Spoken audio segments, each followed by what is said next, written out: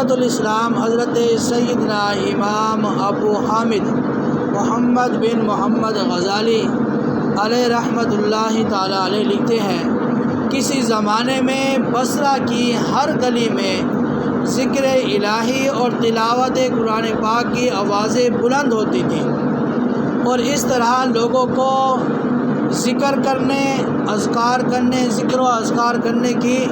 رغبت ملتی تھی، یعنی شوق پیدا ہوتا تھا۔ اتفاق سے وہاں پر ایک عالم دین، اس وقت زمانہ میں کسی عالم نے کتاب لکھی جس کا نام تھا ریا کی باریکیوں۔ یہ ایک ریا کے بارے میں لکھی گئی کتاب ہے۔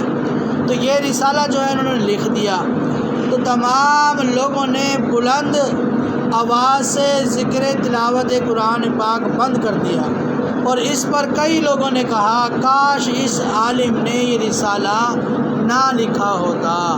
یعنی یہ جو بصرہ کی ہر گلی میں قرآن پاک کی تلاوتیں آ رہی ہیں، آوازیں بلند ہو رہی ہیں، ذکر و اذکار کی آوازیں آ رہی ہیں،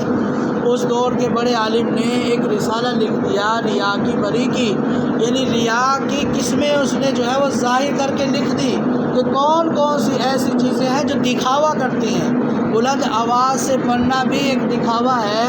اس طرح کرنے ہوئی باریکی اس نے لکھی۔ تو عالم دین نے جب لوگوں نے اسے پڑھا تو جو بلند آواز سے قرآن پڑھتے تھے انہوں نے بلند آواز سے پڑھنا بند کر دیا، اور جو ذکر و اذکار بلند آواز سے کرتے تھے انہوں نے بھی یہ بند کر دیا، اس لیے کہ یہ نہ ہو کہ ہمارا ذکر و اذکار بلند کرنا ہمارے دل کے اندر یہ رغبت لے آئے، اس طرف لے جائے ہمیں کہ ریا کی طرف لے جائے، لوگوں کو دکھاوے کی طرف لے جائے، لوگوں میں جو ہے وہ عزت پانے کی طرف لے جائے۔ تو اس وجہ سے انہوں نے وہ کام کیا چھوڑ دیا۔ حضرت سیدنا فضیل بن ایاض رحمۃ اللہ تعالی فرماتے ہیں کہ ہم نے پہلے لوگوں کو اس حالت میں پایا کہ وہ ان نیکیوں میں ریا کرتے تھے جو وہ کرتے تھے، یعنی جو نیک اعمال کرتے اسے دکھاوا کرتے تھے۔ اب لوگوں کی یہ حالت ہے کہ ان باتوں میں ریا کرتے ہیں جو وہ نہیں کرتے، یعنی ایسا عمل کرتے ہیں، پہلے تو لوگ مخلوق کو راضی کرنے کے لیے عمل کرتے تھے، نیک کام نہیں کرتے تھے۔ پہلے لوگ کیا کرتے تھے؟ لوگوں کو صرف دکھانے کے لیے، مخلوق کو راضی کرنے کے لیے کرتے تھے۔ اب نیک کام ہی نہیں کرتے، بلکہ نیکیوں کی صورت بنا کر اس کا یقین دلاتے ہیں کہ وہ نیک کام کرتے ہیں۔ اب یہ حالت ہے کہ نیکیاں نہیں کرتے، بلکہ نیکیوں والی صورت بنا کر یہ یقین دلاتے ہیں کہ یہ نیکی ہم نے کی ہے۔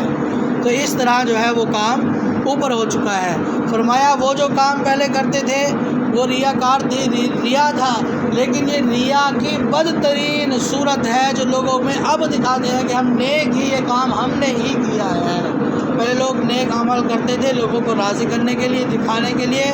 اب جو عمل کرتے ہیں وہ عمل نہیں کرتے بلکہ وہ صورت بنا کے دکھاتے ہیں کہ عمل ہم نے ہی کرا ہے۔ فرمایا یہ ریا کی سب سے بدترین حالت ہے۔ نبی پاک صلی اللہ علیہ وسلم نے فرمایا اچھے اور برے مصائب کی مثال اس طرح ہے، یعنی مشک اٹھانے والا اور بھٹی میں دھوکنے والے کی طرح۔ کستوری اٹھانے والا شخص تحفہ دے گا، یا تم اسے خریدو گے یا تمہیں اس سے عمدہ خوشبو آئے گی، جبکہ بھٹی دھوکنے والا یا تمہارے کپڑے جلائے گا یا تمہیں اس سے ناگوار بو آئے گی۔ نبی پاک صلی اللہ علیہ وسلم کے حدیث مبارکہ سے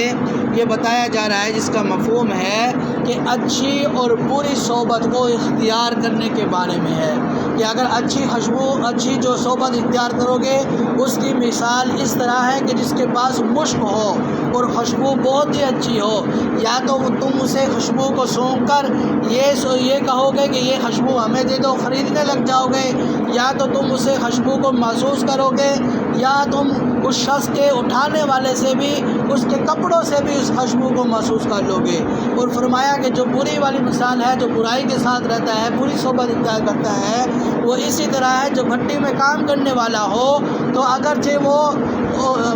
بھٹی میں کام کر رہا ہے لیکن کوئی شخص اس کے پاس جائے گا تو کام کرتے ہوئے یا تو تمہارے دوسرے شخص کے کپڑے جلا دے گا یا تو اس کے جسم سے جلنے کی بو آتی رہے گی۔ تو اس وجہ سے فرمایا گیا ہے کہ اچھی صحبت کو اختیار کرو، کہ اچھی صحبت جو ہے وہ دنیا آخرت میں کامیابی کی طرف لے جاتی ہے، اور بری صحبت دنیاوی بھی نقصان کرتی ہے اور آخری بھی نقصان کرتی ہے۔ تو اللہ تعالیٰ ان باتوں کو یاد رکھنے، سمجھنے، عمل کرنے کی توفیق عطا فرمائے۔